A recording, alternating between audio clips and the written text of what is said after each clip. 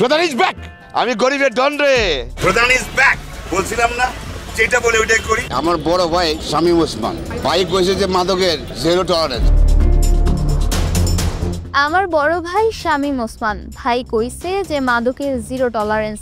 ঠিক এইভাবেই গণমাধ্যমের সামনে ফ্যাসিস্ট শামীম ওসমানকে ভাই ডেকে নিজেকে ভালো বানানোর চেষ্টা করত সম্প্রতি গ্রেফতার হওয়া অপরাধ জগতের আলোচিত নাম সেলিম মিয়া ওরফে সেলিম প্রধান।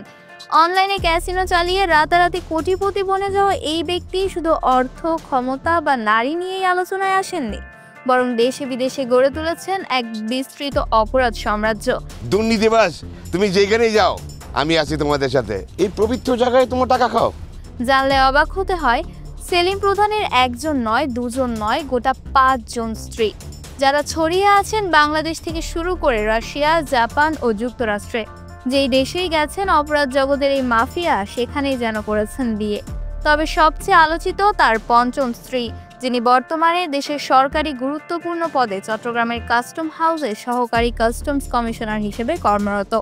মোহাম্মদপুরের নূরজাহান রোডের বাসিন্দা সেলিমের প্রকৃত নাম সেলিম মিয়া, বাবার নাম হান্নান প্রধান। সেই সূত্রেই প্রধান পদবি যোগ করে পরিচিত হন সেলিম প্রধান নামে। একসময় পশুর খাটায় চাঁদাবাজি করতেন, এরপর গড়েছেন স্পা, হোটেল, ক্যাসিনো এবং অনলাইন জুয়ার অবৈধ সাম্রাজ্য। থাইল্যান্ডের পাত্তায়ায় রয়েছে সেলিমের বিলাসবহুল হোটেল, ডিস্কো বার ও ক্যাসিনো। অন্ধকার জগতের এই অপরাধীর জাপানে স্থায়ী ঠিকানা থাকলেও সেখান থেকেও একসময় বহিষ্কৃত হন অর্থ আত্মসাতের দায়ে। পরে আমেরিকায় পাড়ি জমিয়ে সেখানকার এক নারীকে বিয়ে করেন এবং আবার জাপানে ঢোকার চেষ্টা করেন।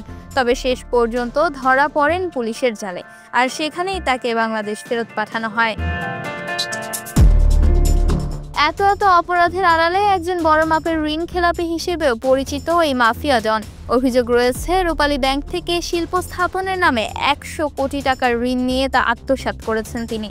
ঋণের টাকা শোধ না করে একসময় পালিয়েছিলেন দেশ ছেড়েই। এই অপরাধী সম্পর্কে জানার পরও দেশের অন্যতম এই ব্যাংকটিও তাকে কি হিসেবে ঋণ দিয়েছিল তাও প্রশ্নের বিষয়। কোন এক সময় ওয়ান্ডার ক্লাস ক্লাবের সভাপতিও ছিলেন তিনি। ক্যাসিনো কাণ্ডে গ্রেফতার হওয়া লোকমান হোসেন ভুইয়ার ক্যাশিয়ার হিসেবেও তার নামই উঠে আসে। গ্রেফতার ও কারাবরণ করলেও খুব বেশি দিন থেমে থাকেননি সেলিম প্রধান। 5 স্ত্রীর গল্প থেকে শুরু করে অনলাইন ক্যাসিনো, ব্যাংক জালিয়াতি, অর্থ পাচার ও নারী পাচার, সেলিম প্রধান যেন একাই একটি অপরাধ সাম্রাজ্যের প্রতীক। বিগত সরকারের আমলে ফ্যাসিস্ট হাসিনা প্রশাসনের আশীর্বাদে দীর্ঘদিন বেঁচে গেলেও শেষ পর্যন্ত পুলিশের জালে আটক এই মাফিয়া। তবে প্রশ্ন থেকে যায়, এত বছর ধরে তার এই অপরাধ সাম্রাজ্য চলল কিভাবে? কারাই বা ছিল এর ছায়া? তা খতিয়ে দেখার ব্যবস্থা নেওয়া উচিত, এমনটি মনে করেন দেশের সচেতন মহল।